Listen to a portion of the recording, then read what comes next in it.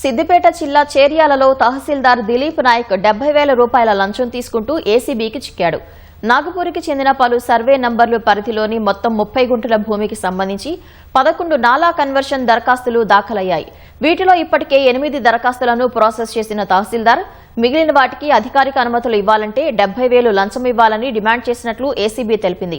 ఫిర్యాదుదారుడి సమాచారంతో అధికారులు తహసీల్దార్ కార్యాలయంలో లంచం తీసుకుంటుండగా రెడ్ హ్యాండెడ్ గా పట్టుకుని నగదును స్వాధీనం చేసుకున్నారు. దర్యాప్తు కొనసాగుతుందని, అనంతరం నిందితుడిని అరెస్టు చేసి హైదరాబాద్లోని ఏసీబీ ప్రత్యేక కోర్టులో హాజరుపరచనున్నట్లు అనిసే అధికారులు వెల్లడించారు. నాలా కన్వర్జేషన్ గురించి అప్లికేషన్స్ పెట్టుకుంటే వాళ్ళని ఈ మన చర్యల ఎంఆర్ఓ గారు దిలీప్ నాయక్ గారు 1,10,000 లంచం డిమాండ్ చేస్తారు ఆ కన్వర్సేషన్ చేయడానికి. వాళ్ళు అతను ఒప్పుకుంటారు. 8 నాలా కన్వర్జేషన్స్ అయిపోతాయి, 3 పెండింగ్ ఉంటాయి.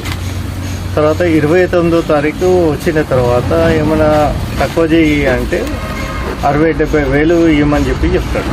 అది మాకు ఆన్ రికార్డులో ఉంది. ఈరోజు 70,000 లంచం ఇవ్వంగా మేము పట్టుకుంటాం.